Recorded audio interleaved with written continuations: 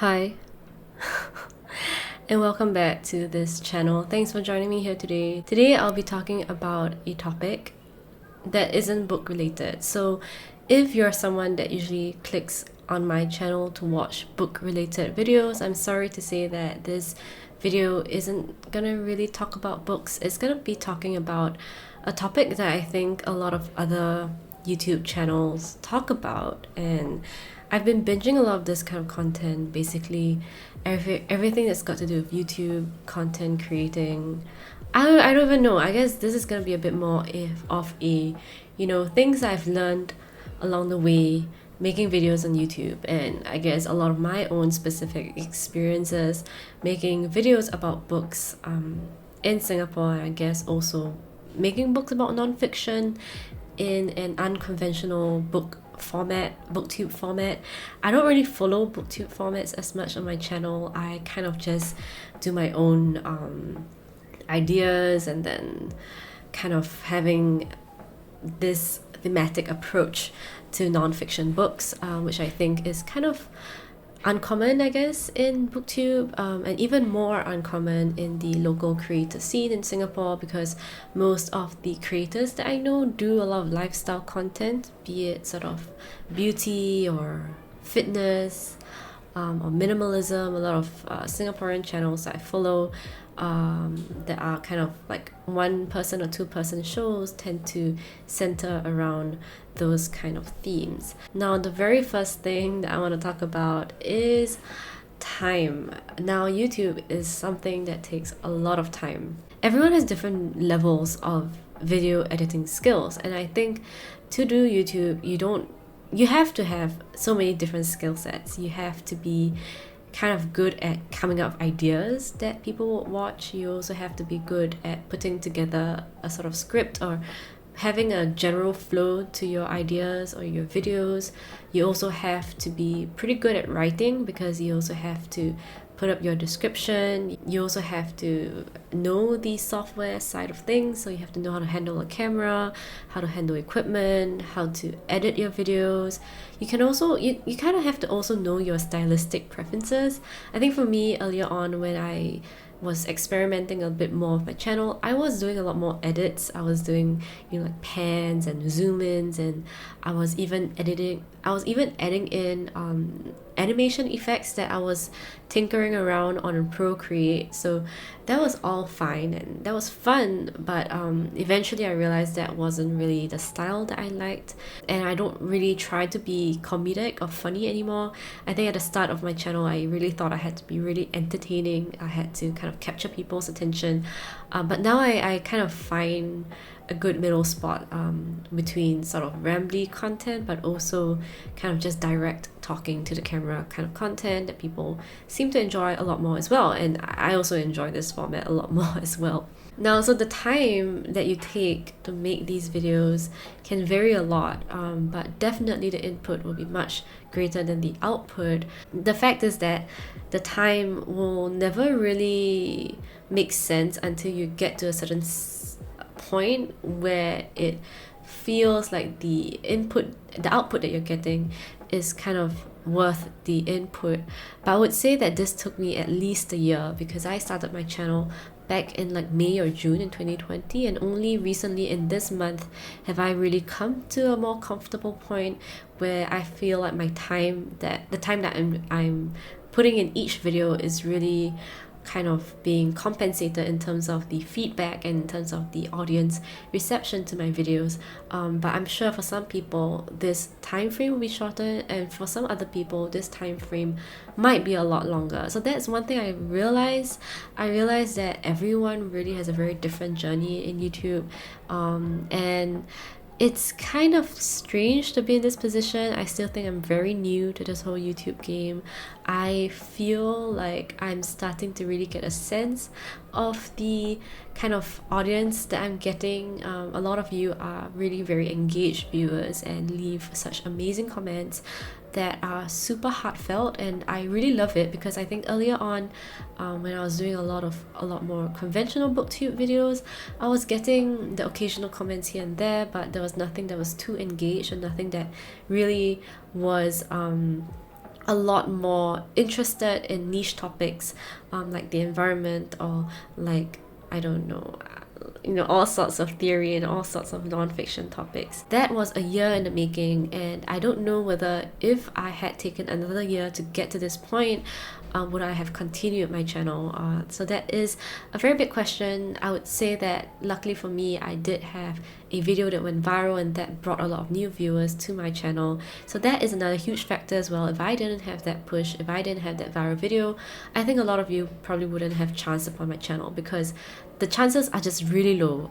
The chances of you finding a bookish content channel based in Singapore as an audience, wherever you are, is really slim. It's only really because of that video that I made that got such an international reach that a lot of you actually clicked on my videos and then subscribed. So I would say if you're someone who's looking to create a new YouTube channel, time is a huge thing you have to consider. I gave myself like a 2-year time frame to sort of give myself the bandwidth to come to a point where I felt like the input was worth the output. And now I'm not talking about money necessarily, I'm talking more about the satisfaction, or the kind of like the feeling of it being worth it or justified.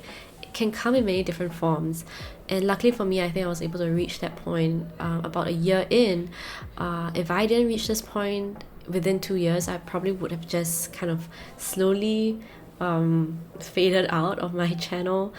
So do take this into consideration if you are thinking of creating a channel, or you kind of have to give yourself some time, really, because most likely you're not going to get a lot of results in the first few months, and you're definitely not going to find your audience until much later on. A lot of things have to come together for your channel to blow up really early on. And actually, a point on blowing up, I actually do think it's better to build an audience slowly, and because no one really talks about the toll that it takes on you when your video blows up, or when your content sort of reaches a lot of people.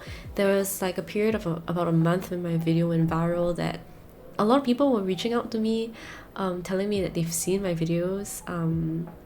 It was slightly uncomfortable. I mean, nothing wrong with saying that, but it was really strange to have a video being viewed so much and being referenced across so many different spaces, to the point where even in Singapore, where I thought no one would actually care about the stuff that I was making, that people actually watched my videos, also saw my videos in some of their favorite creators' videos, which is crazy to me.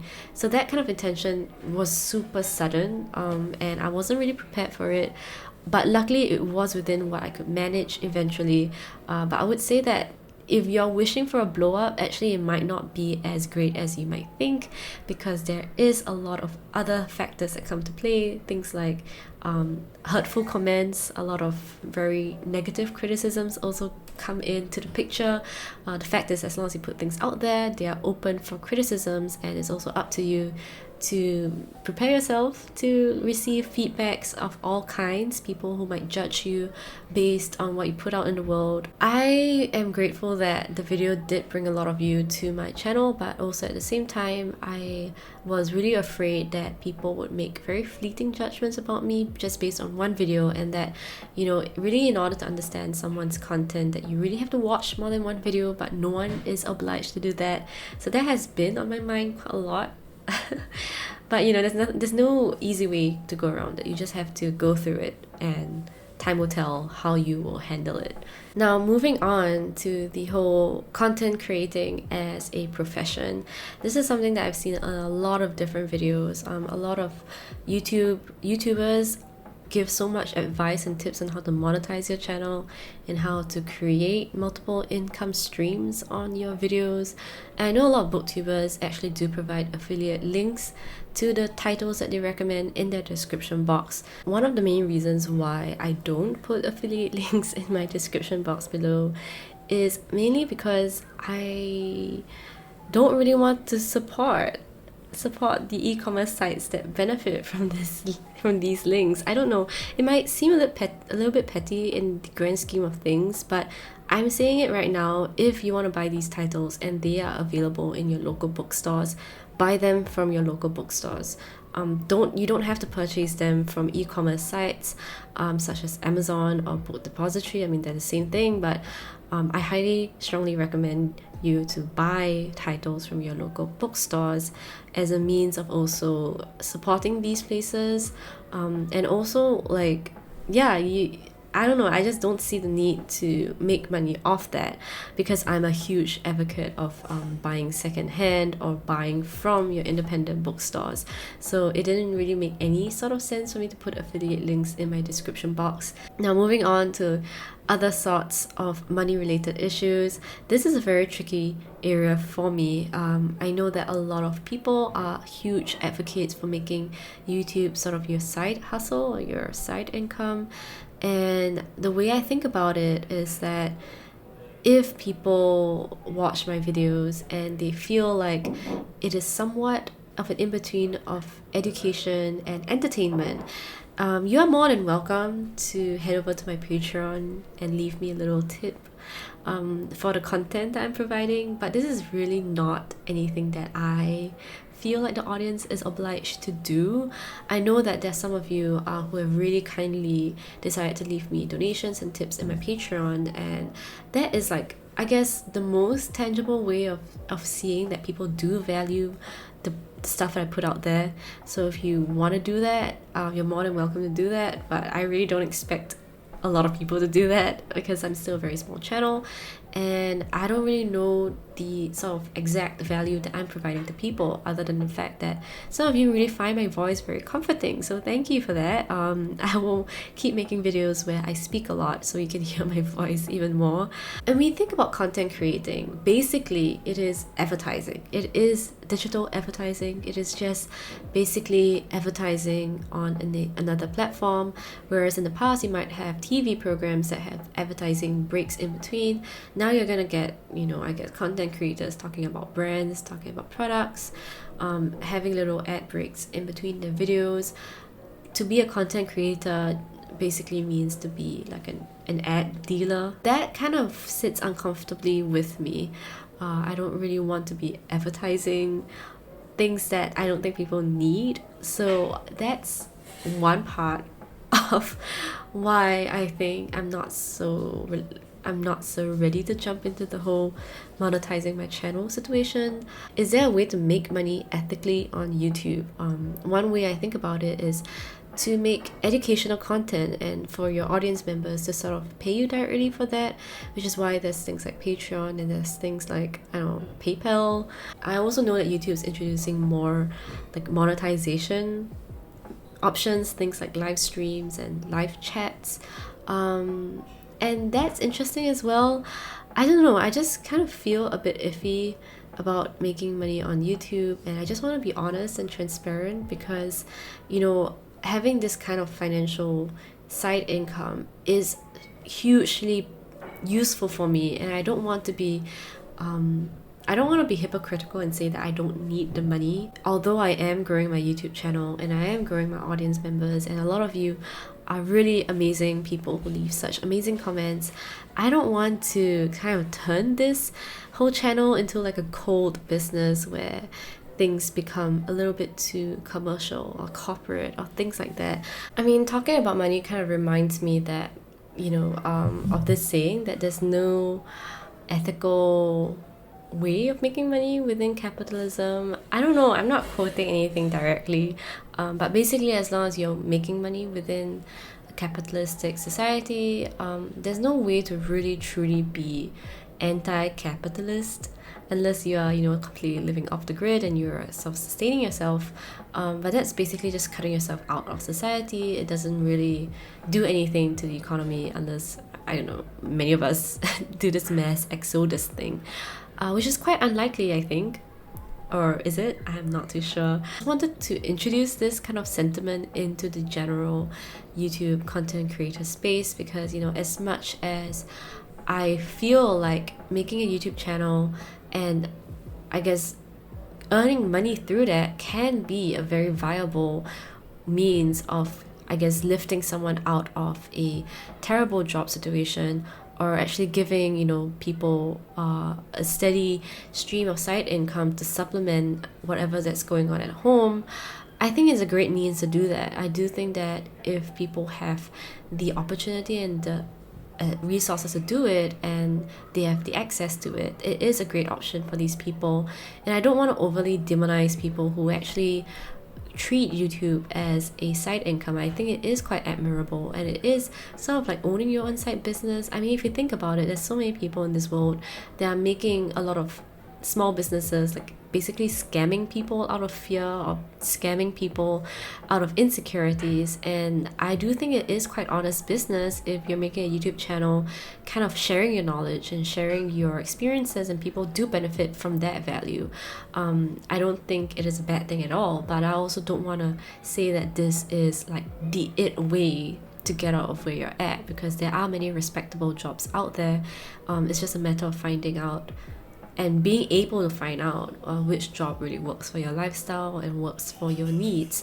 As for me, I am sort of in a very weird situation. Like, I am at the, forked paths, I guess, where I am sort of ambivalent about making YouTube a bit more of a serious career pursuit. I don't want it to be my main career, but knowing that there's so many of you that do enjoy my content, and knowing that this is a place that really does give me a lot of comfort and does give me a lot of joy, it'll be great if I could continue making videos while also making sure that I am financially secure where I am, and that I am not kind of fretting over money.